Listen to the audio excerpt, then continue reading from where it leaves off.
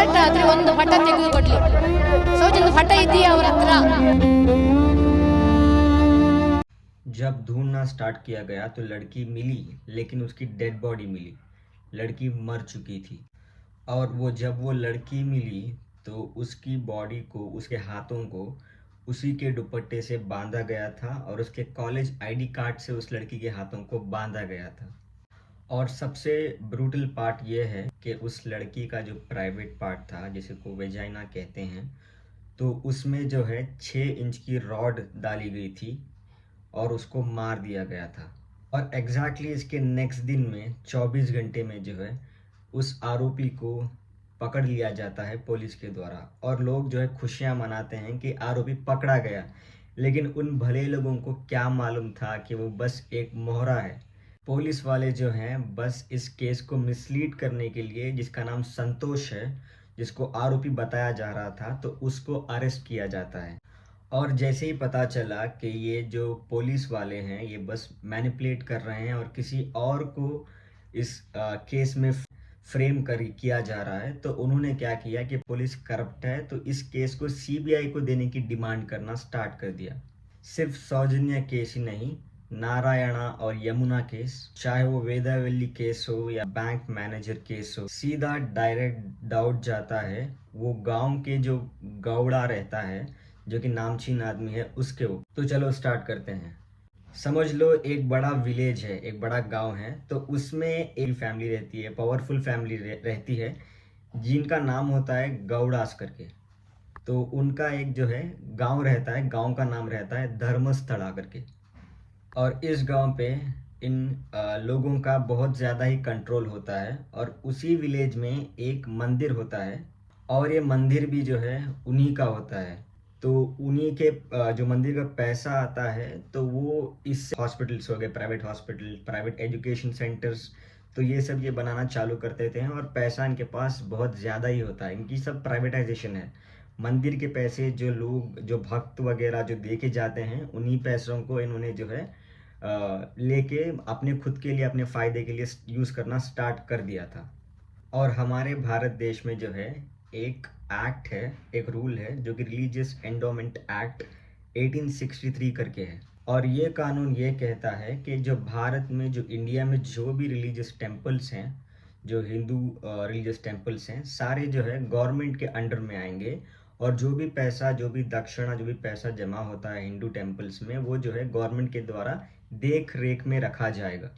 और ये भी गवर्नमेंट के द्वारा डिसाइड किया जाएगा कि ये डोनेशन अमाउंट का क्या करना क्या है और किस चीज़ में लाना है, और कौन यहाँ पे जो है काम पे रहेगा, क्या रहेगा करके, ये सब गवर्नमेंट ही डिसाइड करती है इस एक्ट के तहत। तो तब जो है, जैसे कि गवर्नमेंट सारे टेम्पल्स को अपने अंडर में ले रही थी, अपने कंट्रोल में ले रही थी, तो उस टाइम पे जो है ये गवर्नमेंट जो है इस देवस्थाना, ये जो टेम्पल है, जो कि धर्मस्थला टेम्पल है, धर्मस्थला गांव में है, तो वहाँ पे जाते हैं ताकि उस टेम्पल को अपने अंडर में ले सकें।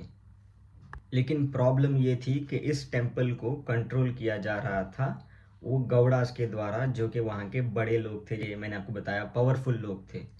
तो जब गवर्नमेंट वहाँ पे गई और कहा कि इस टेम्पल को भी हमें अपने अंडर में लेना है, तो इन गौड़ास ने ये कहा टेम्पल जो है हिंदू टेम्पल नहीं है, ये प्राइवेट टेम्पल है, जैन टेम्पल है करके।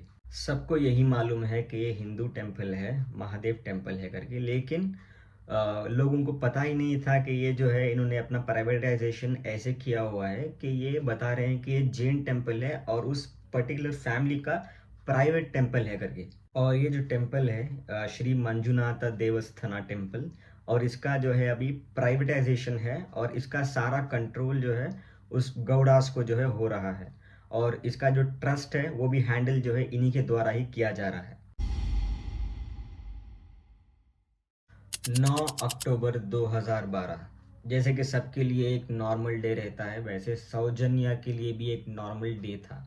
धर्मस्थला के पास ही जो गांव है उसके पास रहने वाली एक सिंपल सी लड़की सौजन्या, जो कि एक कॉलेज में पढ़ती थी और एक ब्राइट स्टूडेंट थी, और कॉलेज का नाम है एसडीएम कॉलेज। तो ये लड़की जो है एज यूजुअल रेडी होके 7:30 बजे कॉलेज जाने के लिए रेडी हो गई थी। और उस दिन जो है एक फेस्टिवल था जो कि होसा अक्की करके वहाँ पे एक फेस्टिवल होता है। तो इस लड़की ने क्या किया कि 7:30 को 7:30 बजे इसको कॉलेज जाना था, तो इसको लेट हो रहा था। तो इसकी मदर जो है ब्रेकफास्ट प्रिपेयर कर रही थी, तो वो लेट हो रहा था, तो इसीलिए इसने ये सोचा कि बिना ब्रेकफास्ट के ही चले जाते हैं, और जैसे कि आज फेस्टिवल है तो शायद कॉलेज जल्दी छूट जाए तो जल्दी घर आके खाना खा ले। तो इस लड़की ने ये लड़की जो है चली गई कॉलेज, और वहाँ पे जाके ये बैठ गई कॉलेज में। लेकिन वहाँ पे जाने के बाद इसको पता चलता है कि कॉलेज जो है एक्स्ट्रा क्लासेस होने वाले हैं कॉलेज में। तो इस लड़की ने तो खाना कुछ लाया नहीं था, तो इसकी फ्रेंड ने इसे खाना ऑफर किया। तो इसने बोला कि नहीं, मुझे नहीं खाना है। तो जैसे इस लड़की की क्लासेस ख़त्म हुए तो ये लड़की जो है बस पकड़ के इसके दोस्तों के साथ चली गई बस स्टॉप के पास। और उसके बाद जो है वहाँ से इसके इसके दोस्तों को इसने बाय कहा, और इस बस स्टॉप से जो है इसका घर 20 मिनट की दूरी पर था, चल के जाना, मतलब पैदल जो है 20 मिनट की दूरी पर था। तो जैसे ये चल के जा रही थी तो वहाँ पे एक हॉस्पिटल आता है जिसका नाम है प्रकृति हॉस्पिटल करके। तो इसको जाते हुए उस रास्ते पे वहाँ के वॉचमैन ने देखा था। तो ये लड़की वहाँ से जा रही थी। इसी रास्ते में इसको इसका कोई एक अंकल मिलते हैं जो कि इसको पूछते हैं सौजन्या कि तुम इतनी लेट क्यों आ रही हो करके कॉलेज से। तो ये बोलती है कि आज स्पेशल क्लासेस 2 घंटे के स्पेशल क्लासेस और लिए गए थे, तो इसीलिए मुझे आने में लेट हो गया। तो इतना बोल के ये आगे बढ़ जाती है। तो 3 घंटे में जो कॉलेज हुई, तो उसके बाद जो है घर पहुंचते पहुंचते इसको लग जाते हैं मैक्सिमम 4 बजे या 4:30 बजे के आसपास लगने चाहिए थे। लेकिन ऐसा नहीं हुआ। ये लड़की जो है जहाँ से गुजरी थी, जैसे कि मैंने बताया कि ये 10 से 20 मिनट का रास्ता था चल के जाने का, पैदल। तो जैसे कि शाम के 6:30 घंटे हो गए लेकिन ये लड़की अपने घर नहीं पहुंची। तो मैंने आपको बताया आधा रास्ता ये क्रॉस कर चुकी थी प्रकृति हॉस्पिटल के पास, और इसने इसको जाते हुए एक वॉचमैन ने देखा था, और उसके साथ साथ इसके एक अंकल ने देखा था। तो ये बात करके आगे बढ़ गई थी। 6:30 घंटे होने के बाद भी लड़की घर पे नहीं पहुंची, तो उसको उसकी माँ ने उसके फादर को कॉल किया, जो कि शायद कहीं बाहर होंगे काम में या कुछ बिजी होंगे। तो उसके फादर को बताया कि लड़की अभी तक घर नहीं आई है, 3 या 4 बजे के आसपास तो आ जाती है, लेकिन अभी तक कोई अता पता नहीं है। तो उसके फादर जो है वापस घर आते हैं। घर आने के बाद सौजन्या के दोस्तों को उसके स्कूल कॉलेज में वगैरह फ़ोन लगाना चालू करते हैं, ताकि पता चल सके कि उनकी बेटी कहाँ पे है और अब तक घर क्यों नहीं आई। तो जब इसके दोस्तों को और इसके कॉलेज में वगैरह कॉल किया जाता है, फ़ोन किया जाता है, तो उन लोगों के द्वारा बताया जाता है कि सौजन्या कब का निकल चुकी है, हमें इसका नहीं पता, वो हमारे साथ नहीं है, तो वो ऑलरेडी चली गई थी करके इनको बताया जाता है। और उसके बाद थोड़ी देर बाद इनको पता चलता है कि उसको घर आते हुए एक सिक्योरिटी गार्ड ने देखा था और उसने बात की थी, और उसके अंकल ने भी इसको बात की थी, तो इसको पता चलता है। तो इसके बाद जो है सारे लोग मिलके, गांव वाले मिलके सौजन्या को ढूंढते हैं, लेकिन वो कहीं पे भी नहीं मिलती। तो इसके बाद डायरेक्टली जो है सारे गांव के लोग शाम में जो है अपने उसके सौजन्या के मॉम डैड के साथ जो है जाके पुलिस कंप्लेंट करने के लिए जाते हैं स्टेशन। तो वहाँ पे इनको कहा जाता है कि लड़की के मिसिंग होने पे 24 आवर्स के बाद ही जो है ये एफआईआर या फिर केस कुछ भी इन्वेस्टिगेशन की जाएगी, उससे पहले कुछ भी नहीं हो सकता। तो आप जो है शाम तक का वेट मत करिए, अभी जैसे कि शाम हो चुकी है, तो आप जानते हैं कि गांव का माहौल कैसा होता है, शाम में लोग जल्द सो जाते हैं, तो ऐसा होता है। तो उसने समझा के बुझा के वहाँ के इंस्पेक्टर ने इनको भेज दिया, कि बोला कि कल आके आप अगर नहीं मिलती है तो कल आके आप कंप्लेंट दीजिएगा, हम अपना प्रोसीजर स्टार्ट करते हैं करके। हाँ, तो इसके बाद जो है जो सब लोग घर पे चले गए।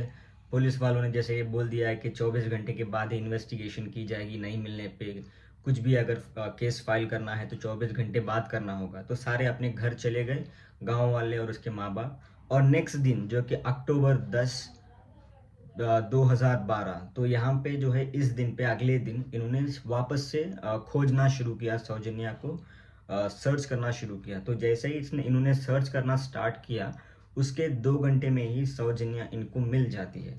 लेकिन बस डिफरेंस इतना है कि सौजन्या तो मिली लेकिन उसकी लाश मिली, वो और जिंदा नहीं थी, उसका देहांत हो चुका था, उसकी डेथ हो चुकी थी।